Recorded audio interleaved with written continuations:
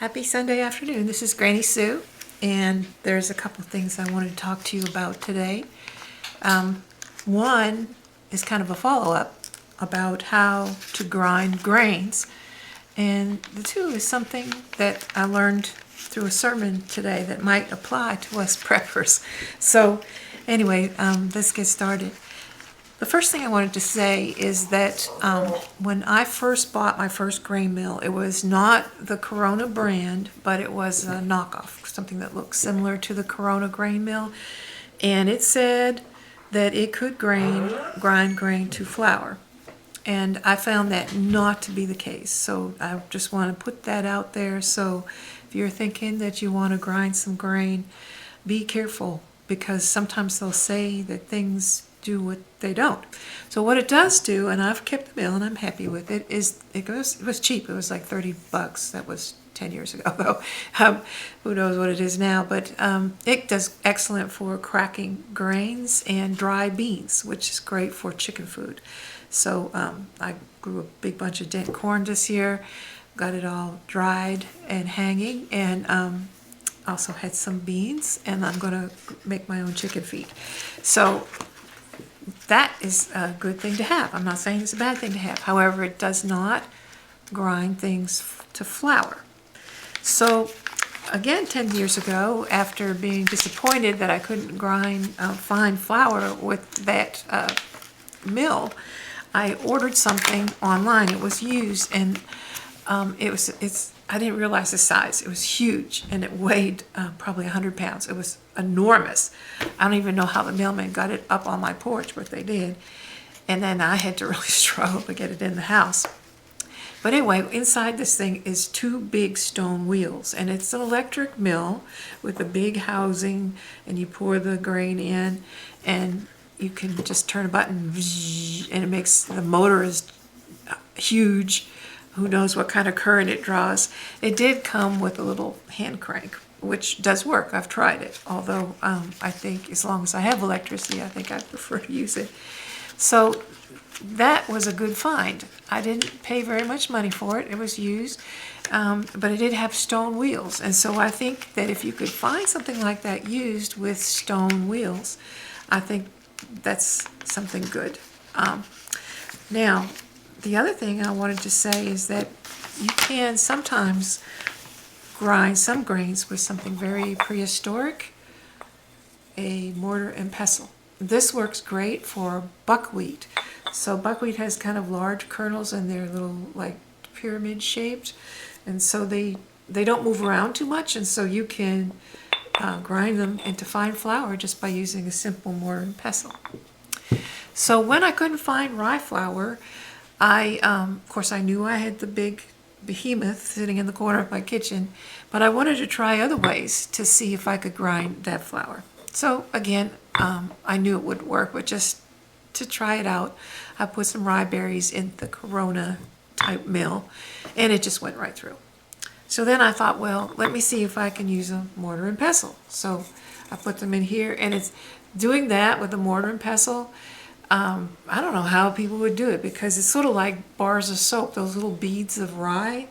When you push on them, they just move. They just, like you're stepping on a bar of soap. They don't stay put.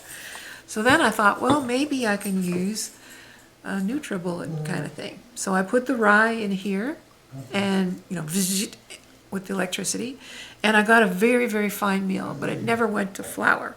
However, by putting the fine meal into the mortar and pestle, then I was able to grind, and I got flour. Of course, that's a lot of work, right? So you probably want to get a mill, a real decent mill.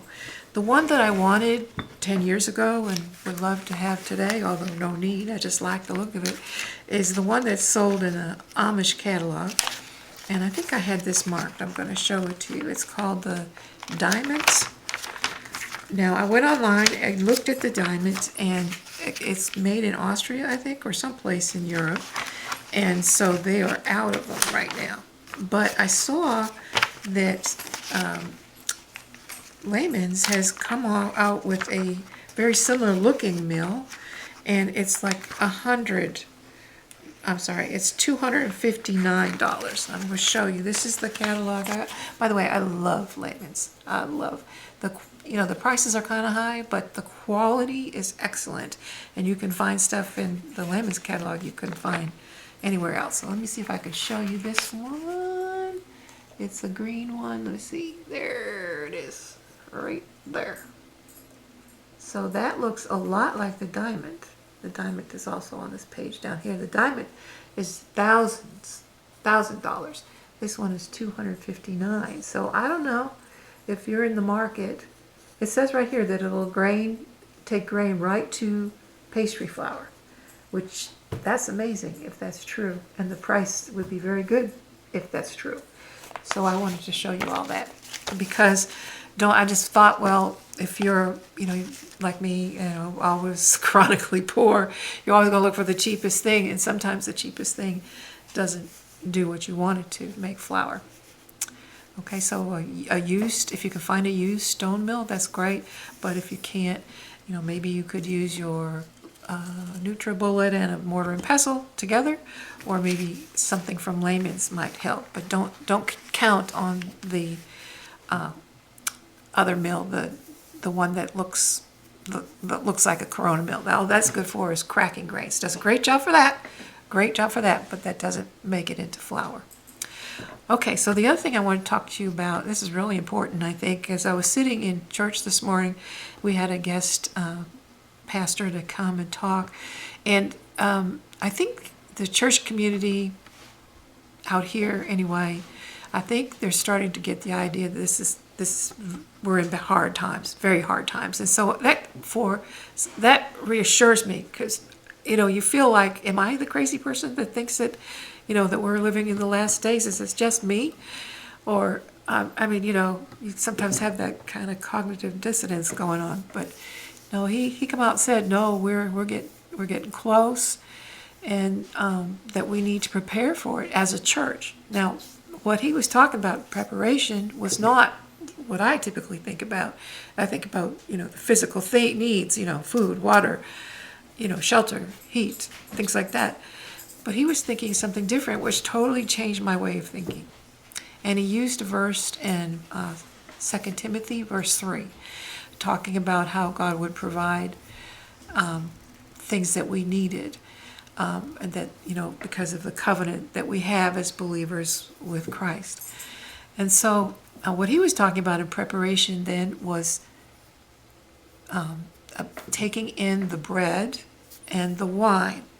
And he said that the bread, of course, was the knowledge got by reading the Bible, and the wine was the Spirit. And that, in our own strength, and we can do things, I can stock up my pantry, I can do all kinds of things in my own strength. But to get through these times, that's not going to be enough. It's not going to be enough, people. And I believe he's 100% right on this. I sat in the pew and I thought, duh, why hadn't I really been thinking about this? No, we need to be in the Spirit. And there are a lot of churches that are dead right now, dead wood, that, they have a form of religion, but they're not really alive. There's no Spirit. And so this message then is to you. If you're struggling, maybe find a Spirit-filled body of believers to join, to be a part of. Because I agree with this pastor. This is a supernatural time that we're in. It's not just that we're having an economic collapse. It's not just that, there's a SCG, looks like precursor to the mark of the beast, and all this stuff is going on, right? War, nuclear war, possibly. No, that's not all. The real battle is in the spiritual domain, and we need to plug into the power of the Holy Spirit in order to get through here. So anyway, I thought I'd throw that out there, a little bit about grinding grain, and a little bit about absorbing the bread, spiritual speaking, and the wine, spiritually thinking. So the Spirit, very important to be in the Spirit. Well, I hope that blesses you as much as it blessed me this Sunday. It was really a very powerful message, and I'm just very glad that I was there in church today to hear it. Well, God bless you all. You take care. Be strong. Stay in the Word. get in the spirit.